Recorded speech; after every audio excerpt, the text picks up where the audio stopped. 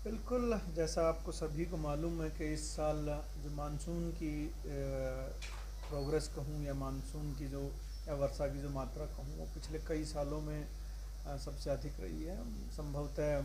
हमने अपने जीवन में इससे ज़्यादा इस रीजन में लगातार इस सीज़न में या इस माह में बारिश नहीं देखी, और इसी वजह से न केवल गुड़गांव बल्कि दिल्ली एनसीआर और आसपास के सभी इलाकों में जो है डेंगू और मलेरिया के केसेस में इजाफा देखने को मिल रहा है। पिछले कुछ सालों के बाद इस बार डेंगू के केसेस की संख्या ज़्यादा है।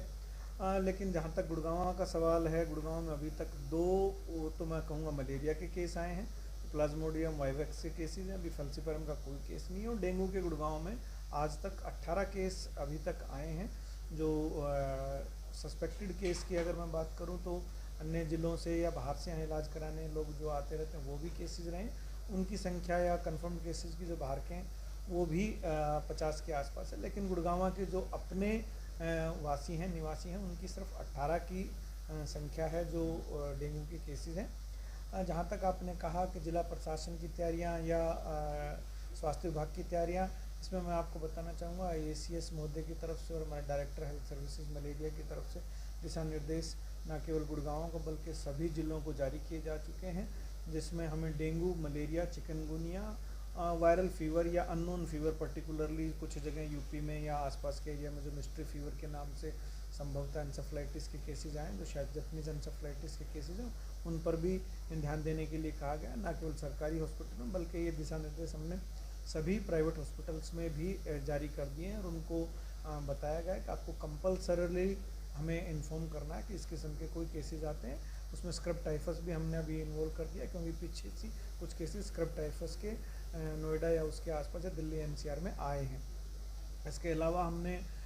IC एक्टिविटीज़ को जो बढ़ाने के लिए ध्यान दिया है, जिसमें हमने रविवार को ड्राई डे मनाने के लिए और MCG की तरफ से बल्क SMSs भेजने के लिए वो किया है। फोगिंग के हमने नंबर्स जारी कर दिए हैं ताकि अगर निवासियों को फोगिंग की जरूरत पड़े तो MCG के माध्यम से वो कर सकें। रूरल एरिया में फोगिंग हमारी हेल्थ की विभाग की टीम करेगी, वो सरपंच के साथ मिलकर उस पर करेंगे। कल जो डिस्ट्रिक्ट टास्क फोर्स की मीटिंग होगी जिसमें BDPO, DDPO और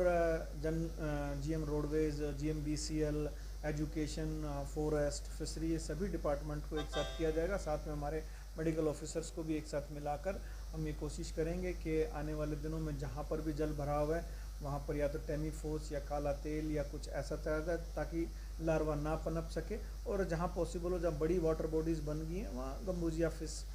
डालने की प्रक्रिया चल रही है और उसको और आगे बढ़ाया जाएगा। और MCG या डिस्ट्रिक्ट एडमिनिस्ट्रेशन या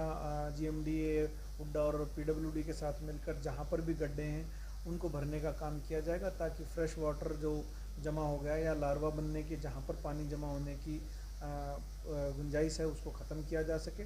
यहाँ मैं लोगों से भी अपील करना चाहूँगा कि डेंगू का मच्छर जो है वो शाम को अर्ली जस्ट बिफोर डॉन से पहले और दिन में काफ़ी एक्टिव रहता है या सुबह सुबह, तो ऐसे में आप अपने खिड़की दरवाज़ों को बंद रखें और शाम को जब आप बाहर निकलें सैर के लिए या किसी और काम के लिए करें तो फुल स्लीव के कपड़े पहनें, और अगर आपको ज़रूरत पड़ती है तो अगर कोई मॉस्किटो रेपेलेंट लगाना है तो वो आप लगा सकते हैं।